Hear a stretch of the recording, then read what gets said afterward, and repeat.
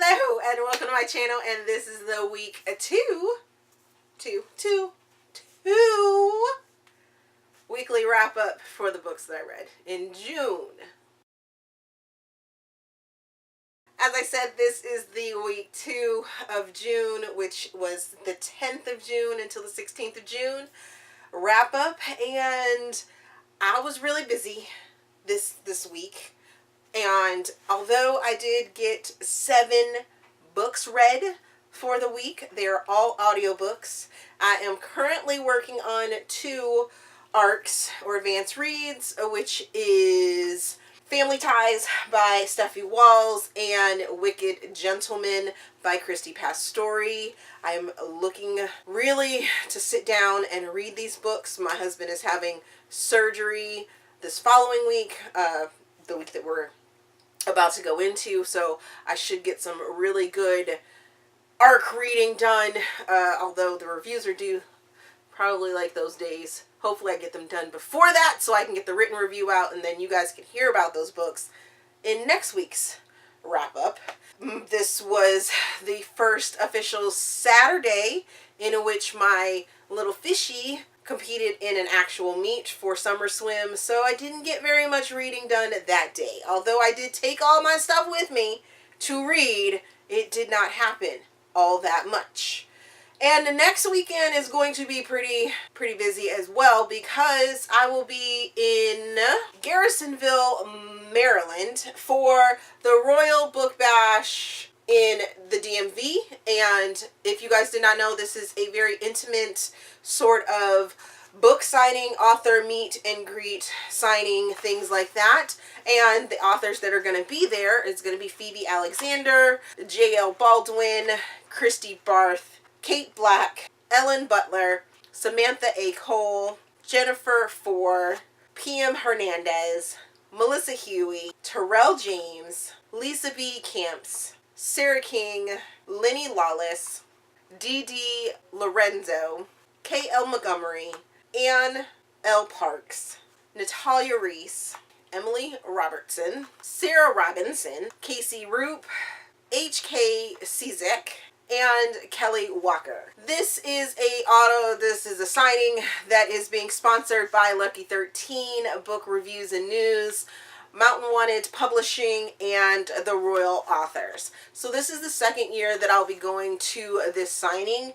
and as I said, it's very intimate. You get to really interact with the authors, and if you are a military or veteran of the military or spouse of someone that is in the military, you can contact those sponsors directly, and I'll leave that information down in the description box, and you can get your tickets for free. Also, they're very inexpensive tickets right now as well, so check out that link down below so you can get tickets to this signing if you are in the Delaware, Maryland, Virginia, DC area, can get here and would like to meet any of those authors. As I said, it's very intimate. You really get to sit down and interact on a personal level with these authors without having to deal with the stress of those big signings where it's like, go, go, go, go, go, go, move, move, move.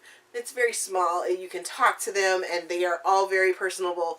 And I did interviews with last year's authors. Some of them are returning authors from last year, and there are some new. I've now talked about other things. Let's get into the books that I read for the second week of June. The first book I read was Mile High, Up in the Air #2 by R.K. Lilley, and this is erotica.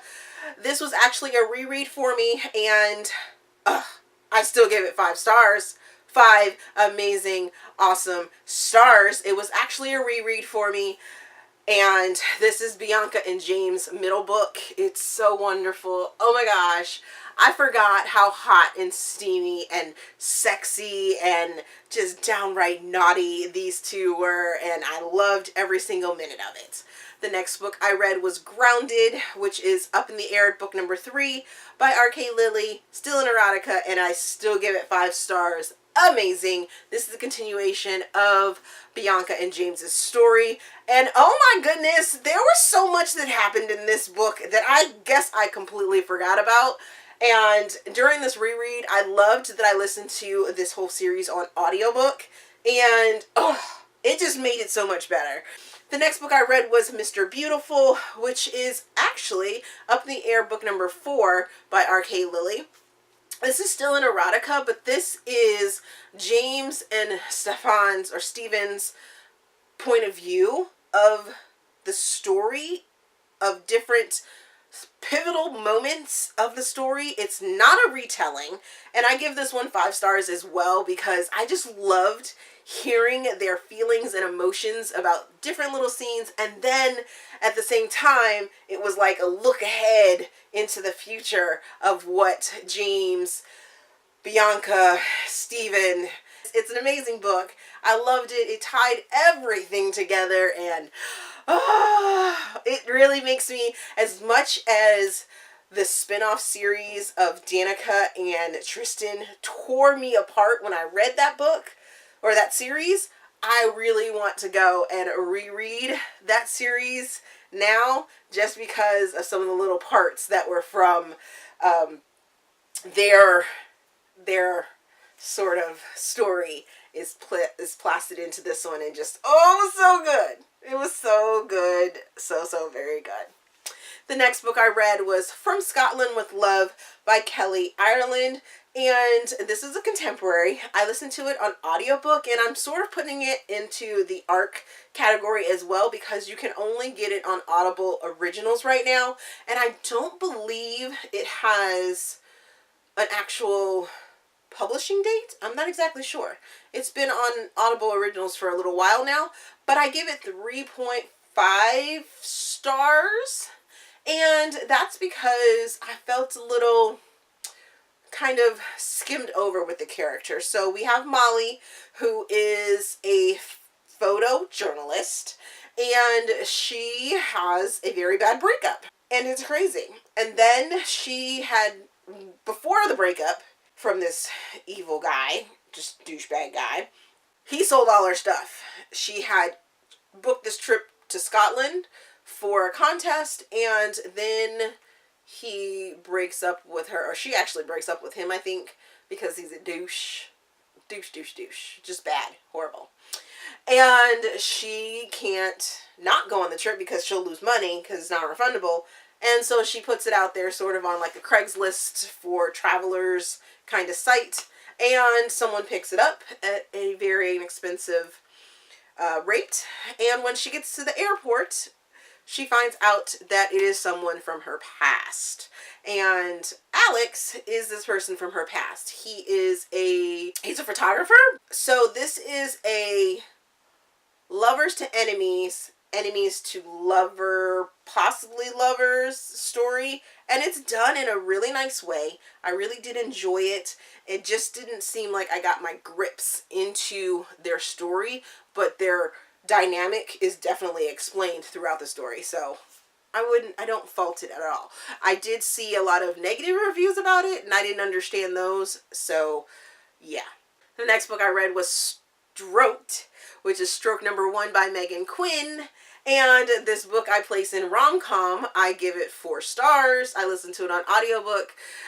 And this book, oh my goodness, this is one of those books that the villain kind of overruns the story, and you want to hate the villain because they're the villain and they do bad things, but you just love them in the same. It's like, how? Why? So in this book we have Paisley, who is a kind of behind the scenes, I can't remember what her job's called now, but she works behind the scenes in entertainment, in journalistic sort of. She could become an executive producer or a showrunner. Yeah, that type of person. So she handles the entertainment of the reality star, who is Bellini. Paisley becomes Bellini's personal assistant. Bellini is very special. She is along the lines of a Kim Kardashian that really has no skill, but because she's on reality TV and because her father had something reality like go viral, then she becomes this like reality star princess. Yeah. Yeah. So if you haven't figured out my feelings about that whole situation, I don't like people like that, and I don't like celebrities like that. Well, I don't even know why I call it a celebrity, because she's not a celebrity, Kim or this Bellini chick. But they think they are. They think they're entitled to things and think they're entitled to treatment. And Bellini is that villain that you just gotta hate, but you kind of love her just a little bit. Not in like a I want to be your friend, because she's there were moments there that I was just like, ooh, I want to smack you around and just knock some sense into you, girl. And then you have Reese, who is a soon to retire Olympian swimmer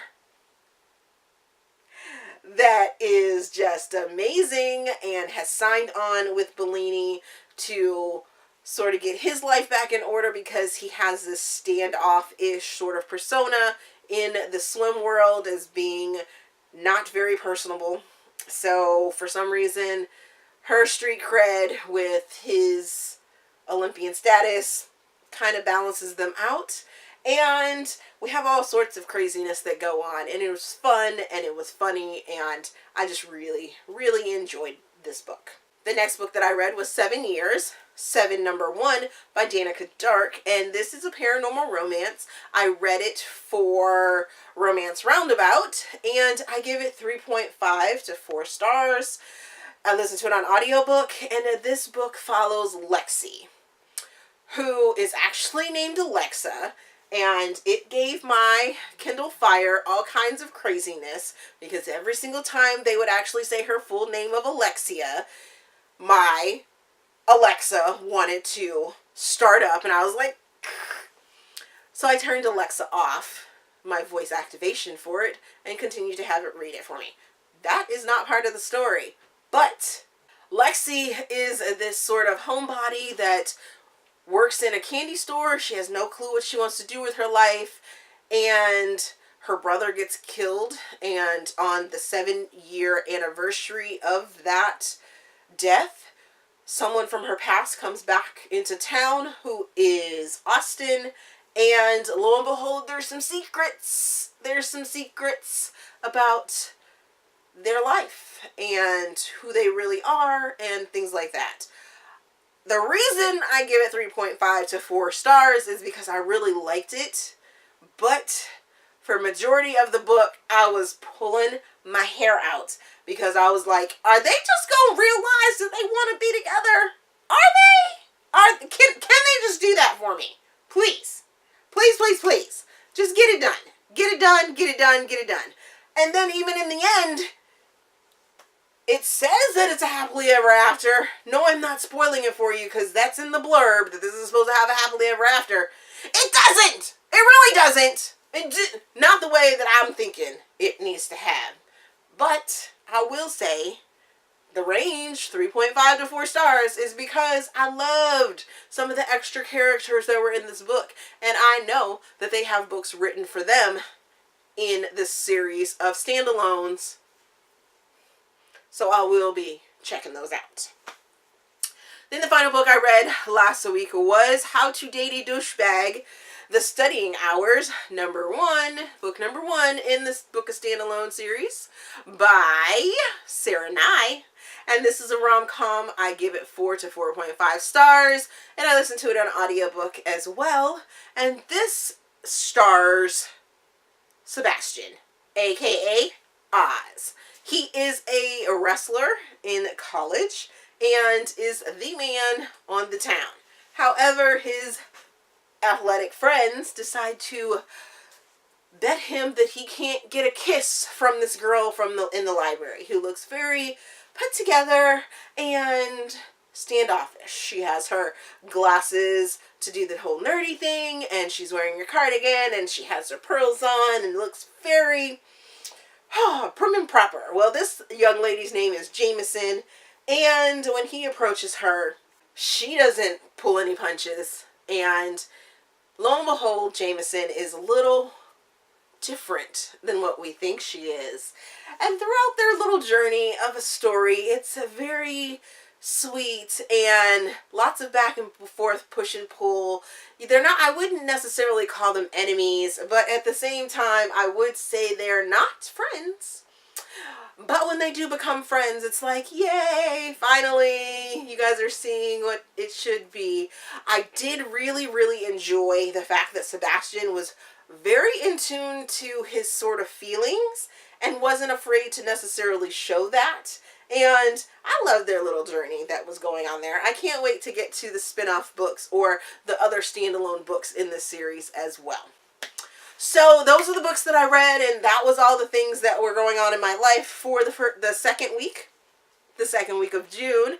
Have you read any of those books that I just named off? Let me know what your thoughts are on those books as well. As always, if you enjoyed this video, please give me a big thumbs up and subscribe to the channel. Also, there is a feedback form down in the description box so you guys can help me improve my channel. Thank you for watching, and we will see you guys later.